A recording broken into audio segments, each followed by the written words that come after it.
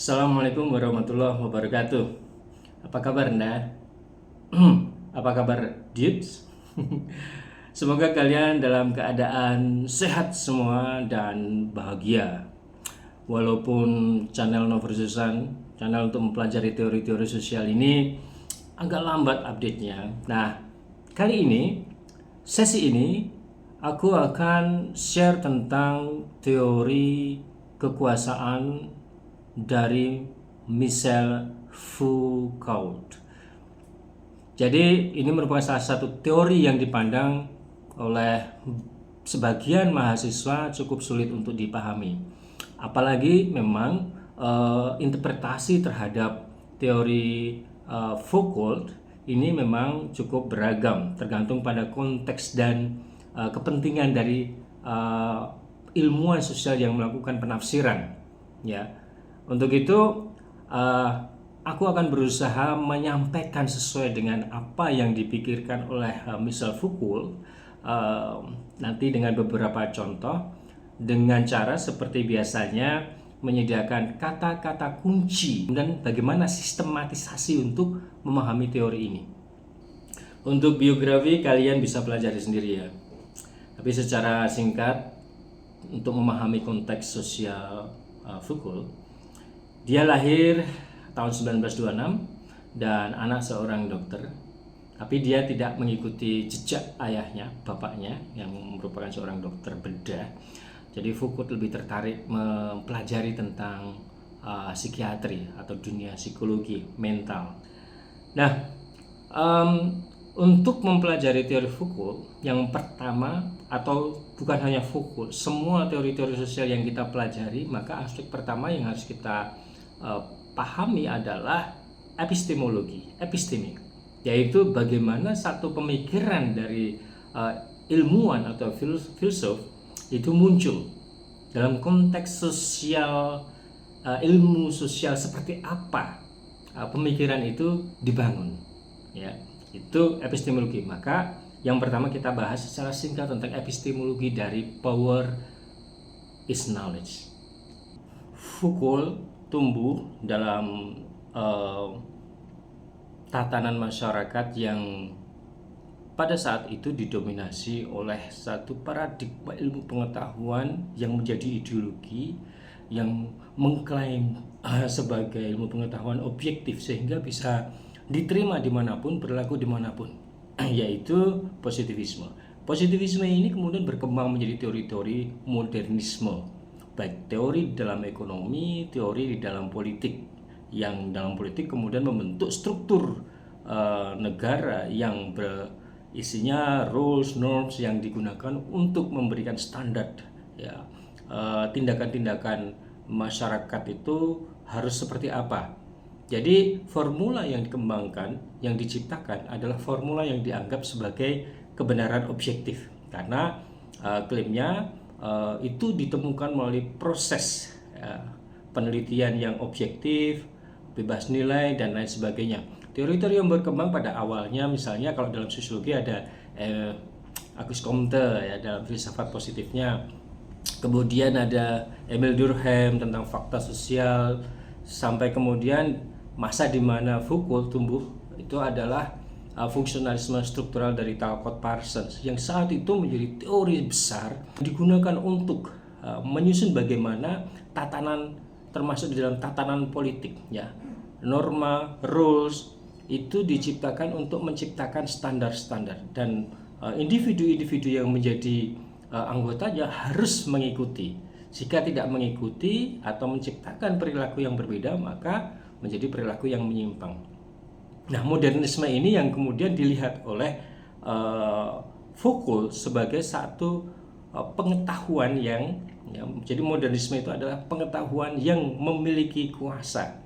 Memiliki kuasa artinya mengontrol, mengendalikan, dan mendisiplinkan.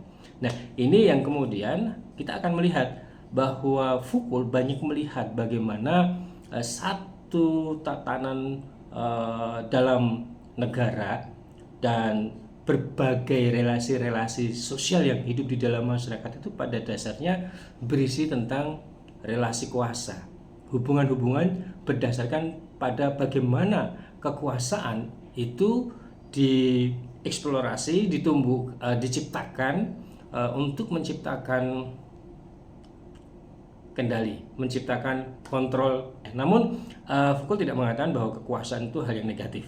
Pada dasarnya Foucault menciptakan pemikirannya tentang power is knowledge, ya, power garis miring knowledge, itu melihat pada bagaimana modernisme itu berkembang, dibangun dan menciptakan berbagai standar, dan di dalam standar norma, struktur, susunan sistem yang ada di dalam negara, bukan hanya negara ya, tapi juga pada wilayah-wilayah lain, itu menciptakan satu hubungan-hubungan dominasi kekuasaan.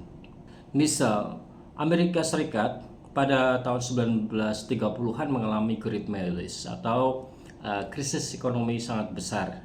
Karena pada waktu itu pendekatan ekonomi klasik yang membebaskan bank-bank dalam menentukan suku bunga dan pasar yang berlaku secara natural, ya, supply and demand itu tanda petik liar gitu ya, hampir tanpa rules, menciptakan krisis ekonomi yang luar biasa di Amerika. Jadi pada periode Perang Dunia Kedua sebenarnya itu ya. Nah, kemudian di Amerika lahir ya teori fungsionalisme struktural dari Talcott Parsons yang kemudian berkembang diikuti dalam teori-teori politik dan ekonomi, bahwa masyarakat, yang dimaksud dengan masyarakat ini termasuk di dalamnya adalah aktor-aktor ekonomi, ya, bank, pebisnis, dan aktor politik juga, harus mengikuti aturan-aturan yang diciptakan oleh negara sebagai standar. Sehingga pada waktu itu Amerika mengubah dari pendekatan ekonomi klasik menjadi pendekatan yang bersifat intervensi. Jadi intervensi negara terhadap pasar, terhadap aktivitas ekonomi itu menjadi besar, yang kemudian kita mengenalnya dengan pendekatan developmentalism atau pembangunanisme.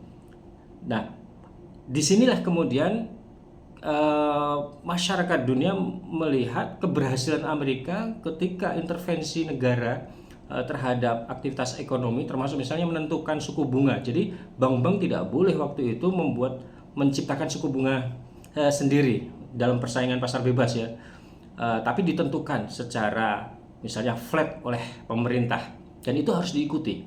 Kemudian juga berkaitan dengan persaingan-persaingan industri, distribusi produk dan lain sebagainya, itu dikendalikan, dikontrol oleh pemerintah, termasuk di dalam kehidupan masyarakat. Nah, kehidupan masyarakat artinya yang berkaitan dengan aktivitas-aktivitas sosial lainnya ya, baik itu aktivitas hobi, aktivitas komunitas dan lain sebagainya, harus mengikuti prosedur-prosedur atau rules di dalam negara. Nah, di sini proses bagaimana Foucault kemudian melihat bagaimana negara atau jadi pengetahuan yang berkaitan dengan norms, rules. Tadi kan kalau misalnya negara melakukan intervensi terhadap suku bunga, negara mengintervensi ke aktivitas komunitas apa yang diperbolehkan, itu bentuknya kan dalam pengetahuan. Nah, pengetahuan ini kemudian mendapatkan legitimasi besar melalui teori-teori besar atau grand theory, yaitu fungsionalisme struktural. Nah, itu secara singkat epistemologi pemikiran power is knowledge dari Foucault, yaitu di atas ilmu pengetahuan ilmiah yang diklaim bisa menemukan kebenaran objektif yang bebas nilai, tapi pada dasarnya ketika diterjemahkan di dalam tatanan kehidupan masyarakat, kebenaran dari ilmu pengetahuan itu menyalahkan pengetahuan yang lain, mengendalikan, sehingga watak dari modernisme itu mendisiplinkan.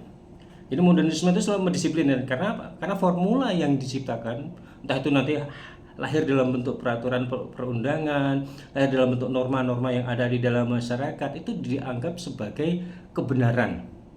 agar kebenaran itu tetap terjaga dan misalnya agar masyarakat ini bisa mencapai tujuan agar produktif misalnya secara ekonomi mengalami peningkatan, maka dibutuhkan need achievement. Nah, kayak teorinya McClellan itu ya, teori need achievement atau kebutuhan untuk berprestasi. Apa saja sih pengetahuan dan kebudayaan yang harus ditanamkan di dalam masyarakat misal. Jadi ada watak mendisiplinkan dari modernisme. Sedang kita lihat bagaimana modernisme melalui berbagai teori-teorinya itu kan berkembang berdasarkan metodologi dan teori positivisme. Foucault melihatnya ini disimbolisasikan melalui tabel. Jadi kalau laporan-laporan penelitian dan hasil dari kajian dari teori ilmiah modernisme yang masuk di dalam tradisi ini menggunakan tabel-tabel ya. Jadi bagi Foucault tabel ini sebenarnya juga merupakan dominasi di dalam sistem ilmu pengetahuan dalam satu fase historis di mana Foucault waktu itu hidup, dan termasuk sebenarnya fase-fase historis yang lain memiliki ilmu pengetahuan yang dominan ya. Dan setiap ilmu pengetahuan yang dominan mereka mencari kebenaran yang kemudian digunakan untuk atau fungsinya itu menyalahkan. Jadi pengetahuan yang lain jadi salah, dan ini watak dari modernisme secara penjelasan secara garis besar. Tapi paling tidak kalian bisa memahami bagaimana sebenarnya Foucault bisa dikatakan merespon. Jadi pemikiran Foucault itu merespon bagaimana modernisme dalam kehidupan sosial, baik itu di dalam negara maupun di dalam kehidupan komunitas dan masyarakat yang lain, itu diisi oleh dominasi pengetahuan pada waktu itu ya, yaitu modernisme. Oke, jadi itu ya epistemologi dari pemikiran Foucault. Kita masuk pada pembahasan teori power is knowledge. Bukan beberapa buku. Jadi Foucault ini pada periode 60-an sampai 70-an menerbitkan serial penelitian pemikiran dia ya. Misalnya The Birth of Clinics. Nah, ini terkait dengan rumah sakit ya, bagaimana tatanan rumah sakit itu diciptakan berdasarkan ilmu pengetahuan modernisme itu tadi. Yang sehat dipisahkan dengan yang sakit. Dan bagi Foucault itu adalah simbolisasi yang mengontrol bahwa orang sakit nggak boleh nih di tempat, di kamar ini, kamar itu. Jadi ada pembedaan gitu ya. Kemudian ada The Order of Things. Ini yang dia banyak bicara tentang stigma. Jadi kalau misalnya melawan pada norma yang berlaku, misalnya kamu ketemu dengan dosen, tiba-tiba, "Hai Pak dosen, jancuk banget nih gayanya," itu akan di stigma. Oh, ini mahasiswa kurang ajar, ini mahasiswa nggak tahu sopan santun ini. Kemudian The Archaeology of Knowledge. Nah, ini sangat penting banget. Di dalamnya kita bisa membaca bagaimana Foucault ini dipengaruhi oleh pemikir-pemikir sebelumnya. The Archaeology of Knowledge ini banyak dipengaruhi oleh Nietzsche ya. Nietzsche yang terkenal dengan istilah the will to power. Cuma Nietzsche ketika bicara tentang arkeologi pengetahuan, archaeology of knowledge, itu tidak memasukkan unsur kuasa. Dia pengetahuan memiliki kuasa, itu yang dimasukkan oleh Foucault. Bahwa pengetahuan memiliki sifat untuk mempengaruhi, memaksa, mendisiplinkan, apalagi pengetahuan yang sudah masuk di dalam satu tatanan menjadi sistem, menjadi norma, menjadi susunan, artinya susunan bahasa gitu ya, dan lain sebagainya. Nah, kekuasaan memiliki sifat mendisiplinkan, dan itu dalam konteks modernisme ya, kekuasaan memiliki sifat untuk mendisiplinkan melalui dua proses atau dua hal. Yang pertama adalah observasi hierarkis. Jadi kalau dalam satu strata sosial, lapisan-lapisan atas itu, lapisan atas akan melihat yang di bawahnya. dan yang di atas, yang di bawahnya sebagai atasan akan melihat yang di bawahnya, akan terus seperti itu. Jadi eh, observasi hierarkis akan terus berjalan di dalam setiap relasi-relasi sosial. Jadi kalau kalian bekerja dalam satu perusahaan atau dalam satu organisasi, maka sebenarnya kalian akan terus diobservasi. Kemudian cara yang kedua adalah menormalisasi nilai moral. Jadi penilaian moral. Jadi bisa disebut ada bagaimana standar moral yang diciptakan oleh modernisme itu dinormalisasikan agar menjadi standar gitu, agar diterima, dan sehingga ketika individu-individu atau anggota-anggota yang ada di dalam relasi sosial tersebut tidak mempraktekkan, maka dia akan disebut sebagai menyimpang. Nah, ini kalau kita lihat sama dengan teori yang dikembangkan oleh Tucker Pearson ya. Ingat agile, adaptation, goal, integration, and latence.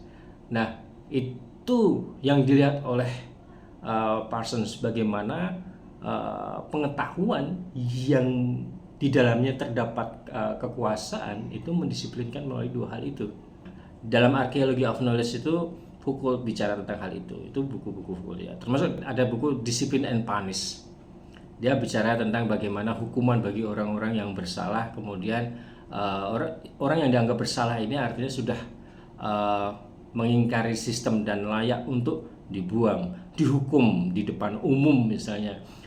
Jadi pada waktu itu di Perancis, satu fase historis pada era monarki misalnya, ingatkan pisau gultin itu ya, kapak besar itu digunakan untuk memenggal kepala mereka yang dianggap sebagai kriminal, dan definisi kriminal itu berdasar pada ilmu pengetahuan yang dilegitimasi dalam sistem monarki itu.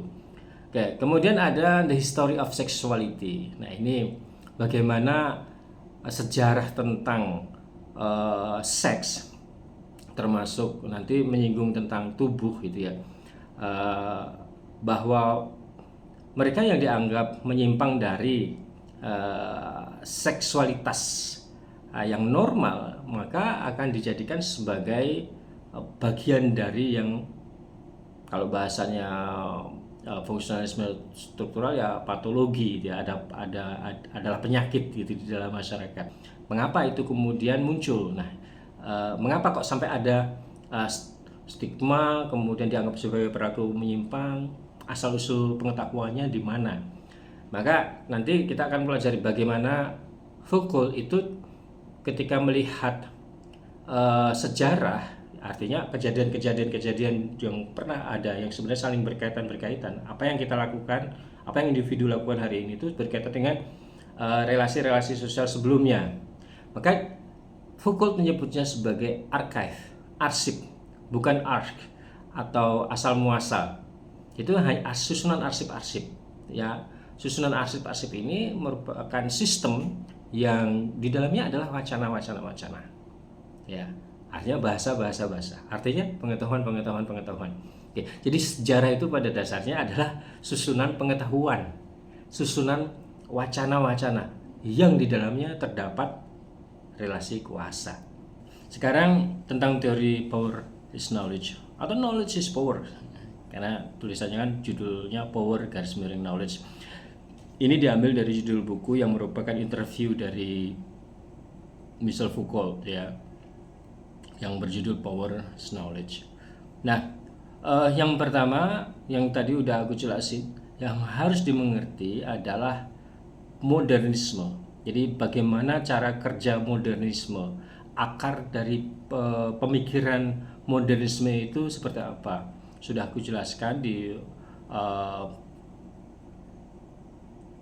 yang sebelumnya, video-video sebelumnya terkait dengan mazhab positivisme ya. Jadi modernisme ini pada fase dimana abad 19 lah ya, abad 19 menuju ke 20 merupakan ilmu pengetahuan dominan yang berkembang melalui teori-teori sosial politik fungsional struktural ya, baik itu dalam sosiologi, politik, hubungan internasional, yang pada waktu itu kemudian menjadi legitimasi bagi tatanan politik negara dan juga berkembang di dalam kehidupan masyarakat secara luas. Paling tidak pada masa Eropa, pada wilayah Eropa, masyarakat Barat, Amerika gitu ya. Tapi bagaimana proses modernisme ini kemudian juga melakukan perluasan melalui ekspansi ekonomi kapitalisme pada waktu itu. Inggris, Belanda, dan negara-negara Eropa melakukan ekspansi untuk perluasan pasar. Mereka juga membawa modernisme ke dalam masyarakat-masyarakat di mana mereka datang, termasuk ke Indonesia, India, Amerika Latin. Ya, jadi untuk mengerti penjelasan Foucault tentang power is knowledge, maka kita harus memahami modernisme. Untuk memahami modernisme harus memahami mazhab positivisme. Ya, termasuk teori-teori yang berkembang di dalamnya. Ada kalau di sosiologi yang paling awal Auguste Comte, Emil Durkheim, kemudian diikuti ke fungsionalisme struktural Tucker Parsons. Ya, itu yang pertama. Jadi mengerti modernisme. Watak modernisme seperti apa? Nah, itu yang dibahas oleh Foucault. Nah, kemudian yang kedua, begitu kita ingin menjelaskan tentang teori Foucault, maka yang harus kita bayangkan adalah power dan pengetahuan. Maka Foucault memberikan penekanan pada istilah archaeology of knowledge atau arkeologi pengetahuan dan genealogy of power. Jadi dua istilah ini yang langsung kita bayangkan aja. Dan arkeologi pengetahuan maupun genealogi kekuasaan ini sebenarnya merupakan dua konsep yang berdempelan itu ya, berdempelan, saling bersamaan.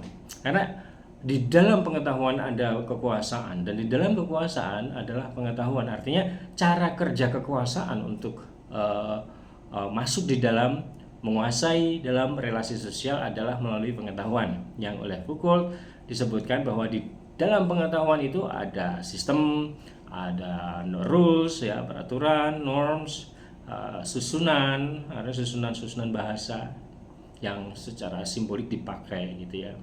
Itu yang pertama. Yang kedua ya. Jadi kita harus langsung masuk pada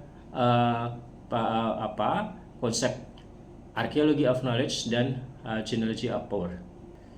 Terkait dengan archaeology of knowledge, Foucault memberikan semacam penjelasan. Kalau dalam teori-teori sosial seperti Max Weber gitu ya, dia menjelaskan tentang konteks sosial.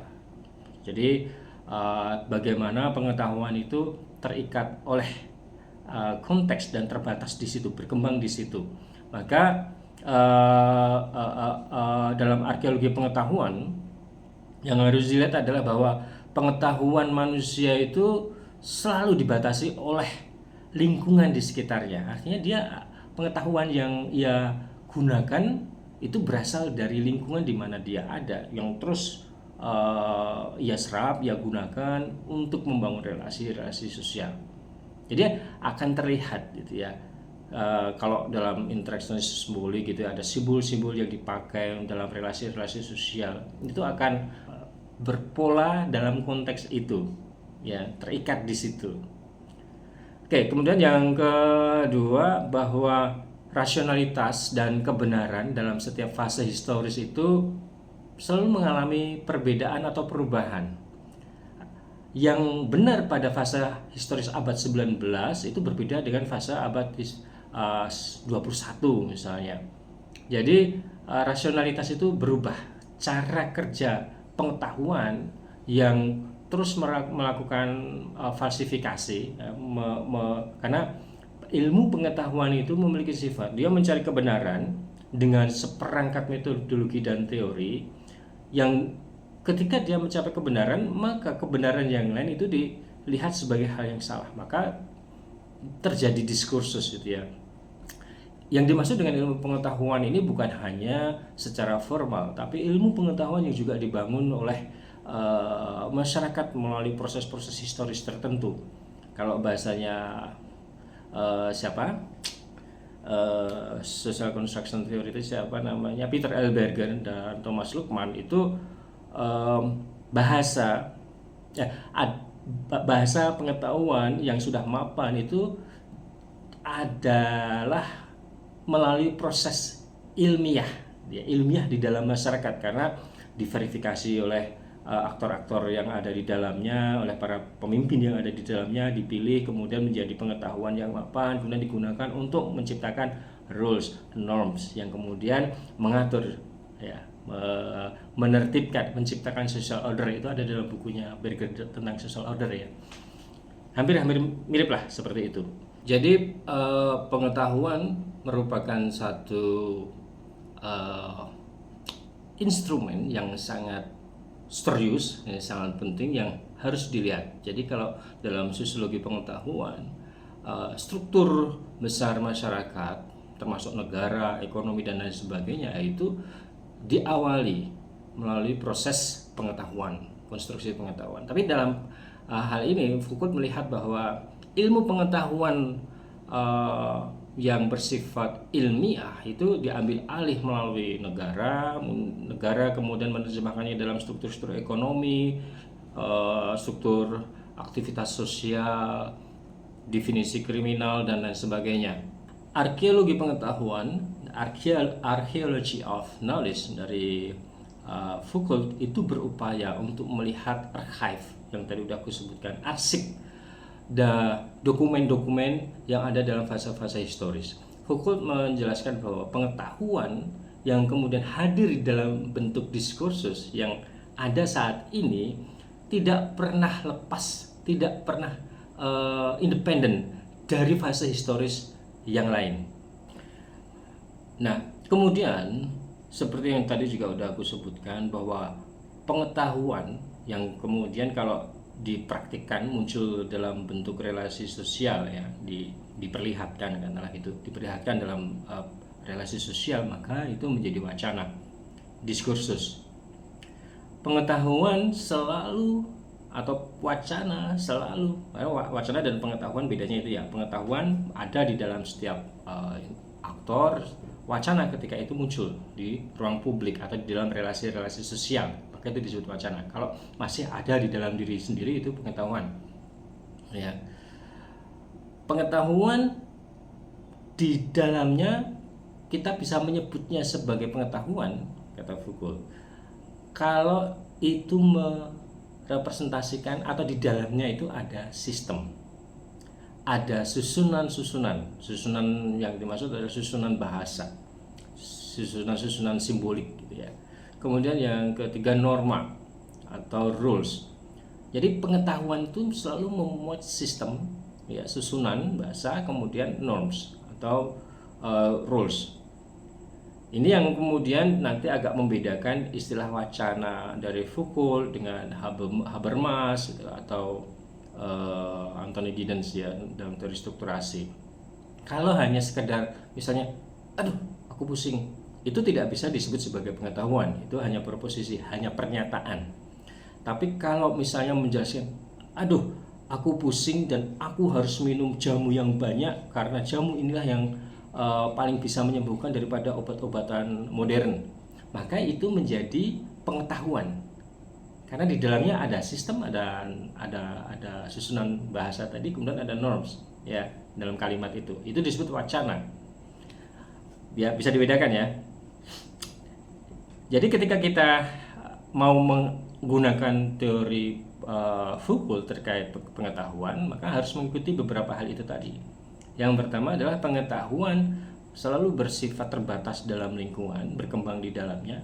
Kemudian pengetahuan dalam rasionalitas dan kebenaran itu berbeda atau berubah dalam setiap fase-fase historis. Perbedaan itu yang kemudian disebut dengan crack. Jadi ada pecahan dari pengetahuan yang ternyata fase historis ini berbeda dengan fase historis sebelumnya. Fase sekarang berbeda dengan sebelumnya, itu ada crack, ada perbedaan gitu. Jadi kalau kita menggunakan teori Foucault untuk menganalisis apapun yang dikatakan, yang disimbolisasikan, dipraktikkan melalui media sosial, itu menjadi sangat mungkin dan mudah. Jadi kita bisa nge-track, gitu, ya, relasi sosialnya seperti apa, relasi sosialnya kemana, itu bisa dibaca. Langkah selanjutnya adalah apa yang oleh Foucault disebut sebagai analisis struktural pengetahuan. Nah, ini yang menarik. Cara untuk menganalisis pengetahuan atau wacana itu menggunakan pendekatan struktural, tapi Foucault tidak mengatakan dirinya menjadi bagian dari strukturalis. Struktural ini atau struktur ini bukan dalam pengertian struktural fungsional, ya, strata sosial bukan, tapi bahasa. Jadi struktur bahasa lebih ke melihat bagaimana struktur pengetahuan disusun, berkembang, bergerak di dalam relasi-relasi sosial seperti apa. Jadi, pengertian seperti itu.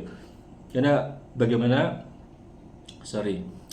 Foucault banyak dipengaruhi juga terkait dengan analisis pengetahuan bahasa oleh Althusser, ya, kemudian Roland Barthes dengan semiotikanya. Kalau Althusser itu kan antropologi bahasa, ya, strukturalis, ya, pendekatan struktural. Kemudian kalau Roland Barthes tadi juga berpengaruh pada Jean Baudrillard, ya, hyperreality. Jadi ya, kalau kita ingin memahami atau menggunakan pendekatan analisis struktural Foucault, perlu juga membaca Roland Barthes, membaca Louis Althusser. Analisis struktural pengetahuan ini melihat yang pertama, ada pengetahuan sistematis dan makna relasional. Pengetahuan sistematis artinya pengetahuan yang memang di situ ada archive, kan, disusun secara sengaja. Kemudian makna relasional artinya pengetahuan yang hadir sebagai wacana itu tidak pernah lepas atau selalu berkaitan dengan pengetahuan-pengetahuan lain yang diciptakan dalam fase historis tertentu dari individu-individu atau aktor-aktor lain. Jadi tidak pernah lepas. Maka kita ketika melakukan penelitian analisis wacana harus melihat pengetahuan ini. Misal elit politik A mengeluarkan wacana X, maka kita harus melihat X ini memiliki makna relasional kemana saja. Sangat bisa di-track, ya, bisa di-track gitu. Ada kemiripan-kemiripan bahasa yang dipakai. Makanya itu makna relasional. Itu nanti kita menjadi tahu jaringan relasi sosialnya kemana, jaringan konfliknya kemana, itu menjadi bisa di-track. Kemudian yang kedua, bahwa ini dipakai, mungkin mengutip dari Roland Barthes, bahwa subjek atau oknum-oknum di dalam pengetahuan itu dianggap sudah mati. The author is dead, ya, kalau bahasanya Roland Barthes. Kemudian yang kedua, bahwa subjek itu dianggap mati. Ini istilah dari Roland Barthes. The author is dead. Penulis itu sudah mati istilahnya. Artinya ketika wacana itu muncul dalam relasi sosial, maka kita harus melihatnya sebagai wacana yang sudah lepas dari aktor-aktornya. Karena aktor itu bagi Foucault dalam analisis struktural pengetahuan ini, dia memiliki ketidaksadaran, katakanlah gitu, ya, ketidaksadaran terkait dengan pengetahuan-pengetahuan yang dia ambil dalam batasan-batasan lingkungan dia. Ini seperti pengertian fakta sosial sebenarnya, ya. Kita menggunakan bahasa-bahasa tertentu yang diambil dari sistem sosial yang sudah ada. Nyun sewu, permisi, mohon maaf lahir batin, itu kan diambil di dalam sistem. Dan yang harus kita lihat berdasarkan hal ini, bahwa untuk bisa melihat bagaimana wacana itu berkembang, maka yang harus kita lihat adalah wacananya. Jadi bukan aktornya. Aktornya bisa kita identifikasi, namun kita tidak akan melihat pada aktornya. Ini melihatnya pada wacana. Jadi arkeologi pengetahuan pada dasarnya adalah upaya untuk memahami bagaimana wacana-wacana yang beredar dalam relasi-relasi sosial itu memiliki makna relasional, kemudian dia terikat di dalam satu konteks lingkungan juga, gitu, ya. Nah, menjadi isu penting ketika ini pengetahuan itu di dalamnya adalah kekuasaan yang memiliki niat jahat atau kekuasaan jahat. Jadi kekuasaan jahat ini dalam pemikiran Foucault sebenarnya juga berangkat dari atau diinspirasi, gitu, ya, pemikiran-pemikiran dari Karl Marx, gitu, ya, tentang penindasan, ketidakadilan, diskriminasi, ya, yang ketika pengetahuan ini dominan dalam sistem relasi sosial yang besar, misal antara negara dan masyarakat sipil, pengetahuan yang dibangun oleh kekuasaan jahat, maka dia akan menciptakan pengetahuan-pengetahuan yang itu benar-benar menciptakan tadi penindasan, diskriminasi, tidak ada akses untuk para penyandang disability untuk bisa bekerja, ya, dan lain sebagainya. Jadi bagaimana pengetahuan yang kemudian menjadi dominan dalam relasi sosial, jika kekuasaan itu jahat, maka pengetahuan akan bekerja untuk melakukan kontrol, melakukan kendali, dan memberikan sanksi-sanksi tertentu terhadap mereka yang dianggap sebagai bersalah, berdosa, menyimpang, dan lain sebagainya. Nah, ini sebenarnya nanti kita bisa mengembangkan dalam konteks bagaimana pengetahuan yang kemudian beredar sebagai wacana dari satu rezim pemerintahan tertentu sebagai representasi organisasi politik negara itu apakah akan menciptakan ketidakadilan, keadilan, dan lain sebagainya. Jadi kita akan melihat pada hal-hal seperti itu. Tapi Foucault juga tidak hanya bicara tentang negara, karena kekuasaan itu ada di mana-mana. Di mana itu ada relasi sosial, maka kekuasaan sedang berjalan. Tapi kalau sebagian akademisi ilmuwan sosial melihat bahwa karena negara yang direpresentasikan oleh pemerintah atau rezim itu memiliki sumber daya besar untuk menciptakan strategi kekuasaan, maka mereka kemudian menggunakan teori Foucault ini untuk mengkritisi pengetahuan-pengetahuan yang diciptakan, termasuk dalamnya kan sistem susunan bahasa dari pemerintahan, kemudian norma atau rulesnya seperti apa. Mereka akan mengkritik ketika pengetahuan itu bisa menciptakan diskriminasi, penindasan, ketidakadilan kelas, dan lain sebagainya. Tapi sekali lagi, tidak hanya di dalam sistem relasi sosial antara negara atau pemerintah dengan masyarakat, tapi itu juga berada di dalam wilayah-wilayah yang luas di mana relasi sosial itu ada. Karena pengetahuan selalu ada di dalam relasi sosial, dan di dalam pengetahuan ada kekuasaan. Sehingga di sini Foucault menyebut bahwa kekuasaan itu adalah strategi saja. Jadi pemahaman kita tentang kekuasaan itu bukan kekayaan, kepandaian, kecantikan, bukan. Itu mungkin bisa disebut sebagai sumber daya. Tapi kekuasaan itu merupakan strategi, artinya praktek yang muncul dalam bentuk pengetahuan atau wacana dalam relasi sosial. Sehingga kalau kita ingin melakukan kritik atau kita ingin melihat bagaimana pengetahuan itu menciptakan ketidakadilan, diskriminasi, dan lain sebagainya, maka kita harus bisa melihat bagaimana pengetahuan dari satu rezim itu menciptakan ketidakadilan dalam masyarakat. Misal pada masa pandemi itu, pemerintah mengeluarkan wacana bahwa masyarakat harus memakai masker, tidak boleh keluar rumah, tidak boleh kumpul-kumpul, mereka ada di rumah saja, harus di rumah saja. Itu wacana, itu pengetahuan.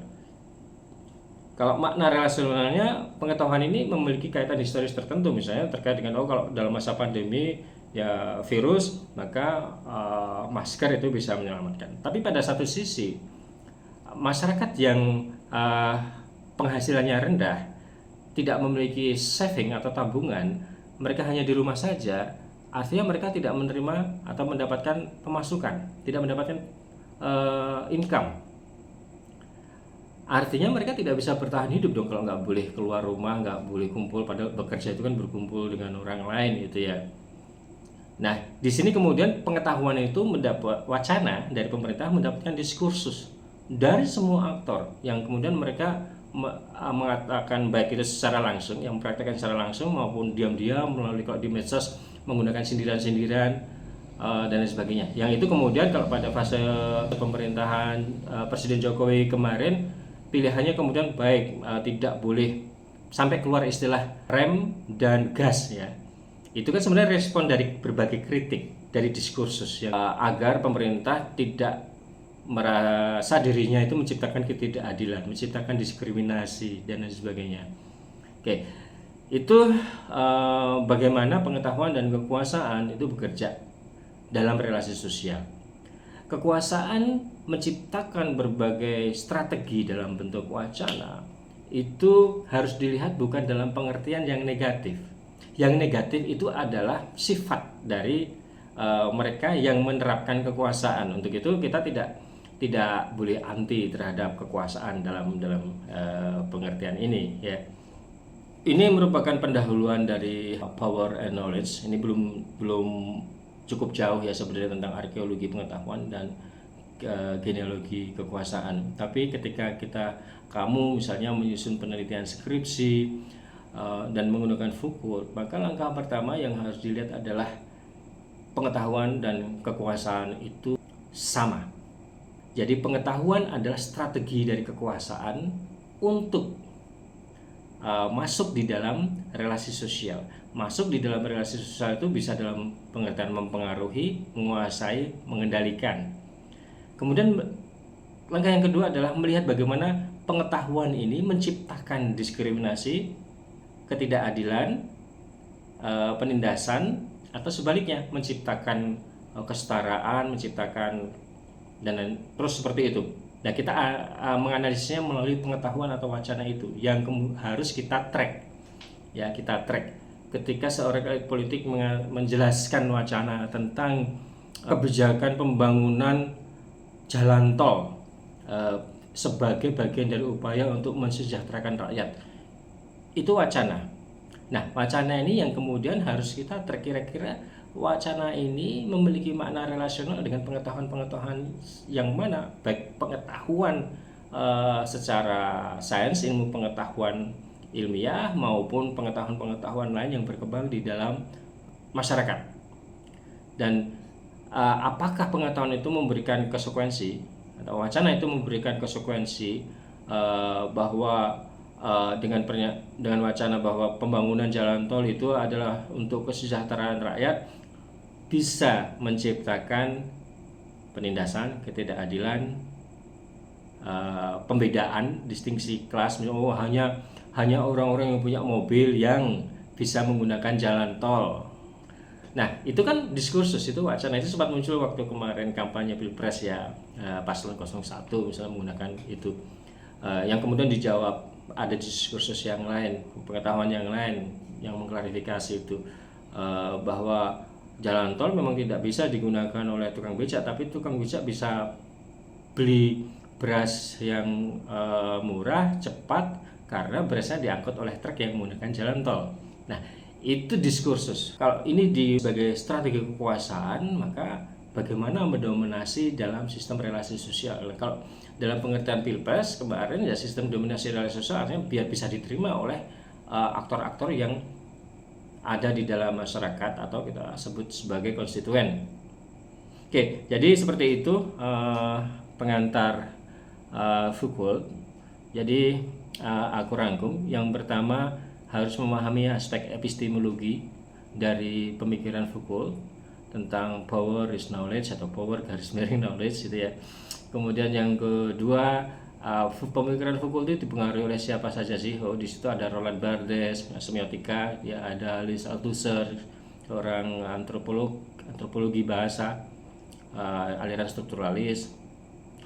Kemudian Karl Marx yang bicara tentang penindasan, ketidakadilan, yang kalau oleh Foucault itu digunakan untuk melihat bagaimana pengetahuan dan wacana itu merupakan wacana yang menindas, wacana yang menciptakan diskriminasi, ketidakadilan. Misalnya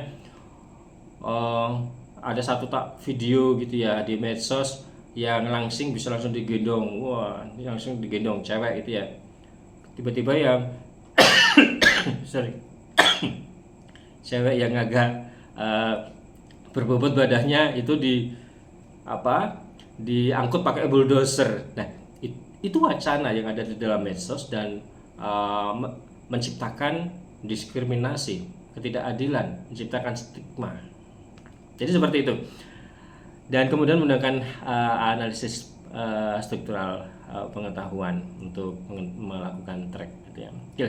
Jadi seperti itu teori atau pemikiran tentang power is knowledge Foucault itu sebenarnya nggak rumit banget gitu ya.